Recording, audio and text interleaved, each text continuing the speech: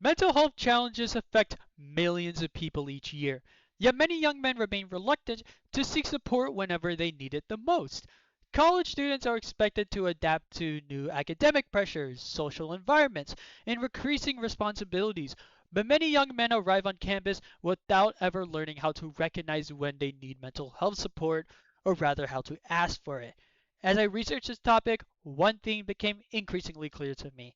The problem isn't always a lack of resources, but it's rather believing that we shouldn't use those resources in the first place. Because many young men face social and cultural barriers that discourage them from seeking mental health support, colleges and universities should implement peer support initiatives, targeted outreach programs, and male focused awareness efforts designed to normalize help seeking behaviors and connect students with support before they reach a crisis point. Today, I'll explain why this issue deserves attention, why universities are uniquely positioned to address it, and how peer support initiatives can help create meaningful change. But to understand why universities should take action, we need to first understand the barriers many young men face whenever seeking support.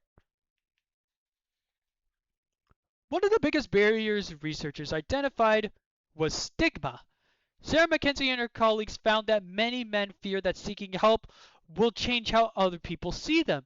They worry that opening up about emotional struggles will make them appear as weak, incapable, or less masculine. For many young men, the fear isn't just about admitting they're struggling, it's about worrying that other people will see them differently. At the same time, many men grow up receiving messages that encourage independence and emotional control. The lesson often sounds familiar. Handle your own problems. Figure it out yourself. Be the one that people can rely on. According to research done by Rita Diabate and her colleagues, traditional expectations surrounding masculinity can discourage help-seeking behaviors among college men. Over time, these messages can become internalized. Asking for support doesn't feel like a practical decision anymore, but rather it feels like failure. The problem is that mental health struggles rarely disappear simply because they're ignored. When people delay seeking support, challenges that may have become manageable early can become more severe over time. And when students struggle in silence, their struggles do not remain isolated. They begin to nearly affect every aspect of college life. Whenever we think of mental health, it's easy to view it as only a personal issue, but on college campuses, the consequences often extend far beyond the individual.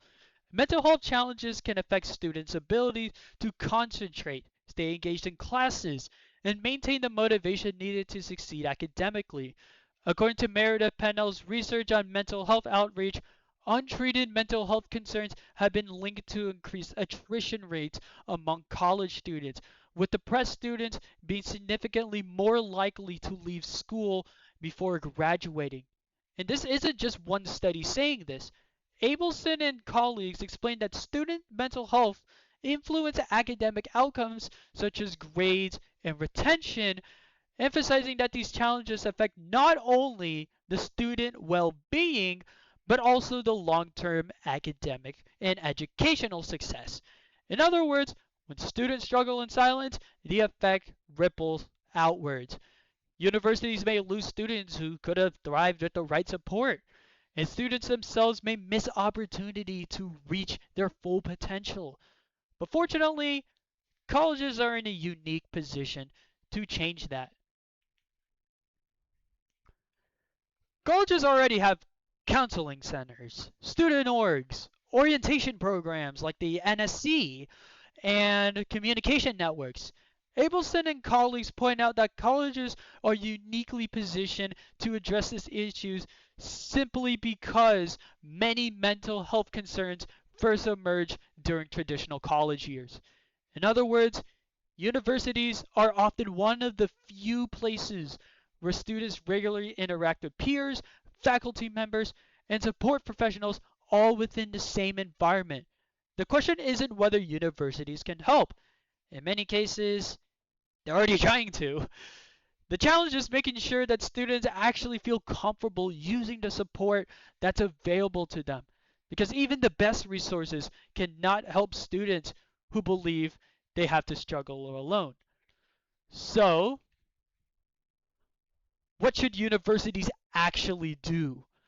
Well, I believe that colleges and universities should implement peer support initiatives, mental health outreach efforts, and male focused awareness programs designed to encourage help seeking behaviors before students reach a crisis point.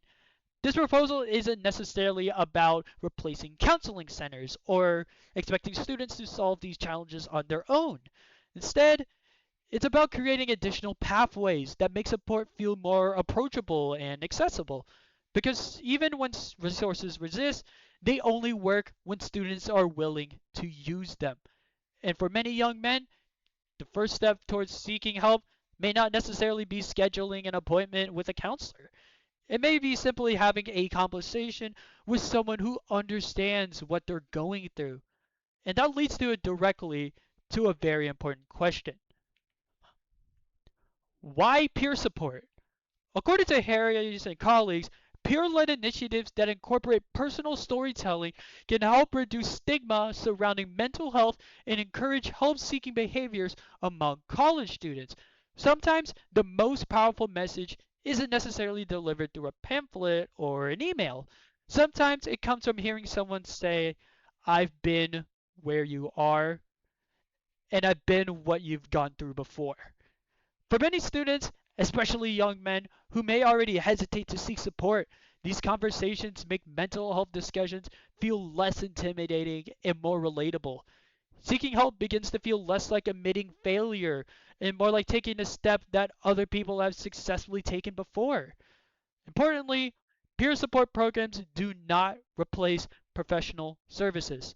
Instead, they serve as bridges that connect students to the resources they already have available on campus.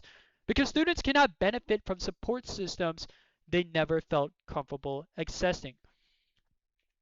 The encouraging news is that the framework already exists for it.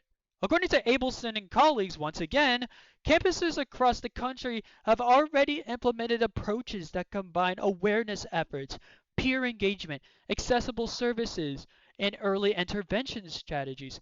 These frameworks share a common goal, though: helping students receive support before they get too far. That may include increasing the visibility of mental health resources, or student ambassadors, or peer discussion groups that encourage connection. It may also mean creating low barrier pathways that guide students towards professional support when needed. These specific strategies may vary from campus to campus, but this is what I believe it is for A&M. But the underlying principle remains the same though. The earlier students feel comfortable asking for help, the better positioned they are to succeed both academically and personally.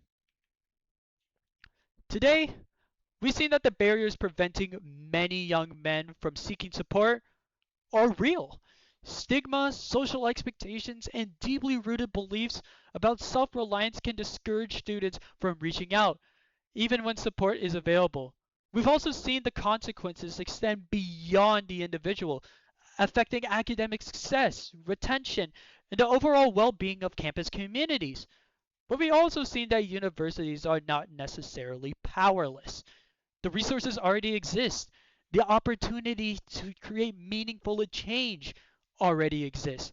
Through peer support, targeted outreach efforts, and campus environments that normalize help seeking behaviors, colleges can help students receive support before reaching a crisis point. Colleges prepares us for many different things: careers, adulthood, but if we want students to truly thrive, we must also prepare them to recognize when they need help and remind them that asking for support is not a sign of weakness. Independence should never mean suffering in silence. Asking for help isn't a weakness, it's being human.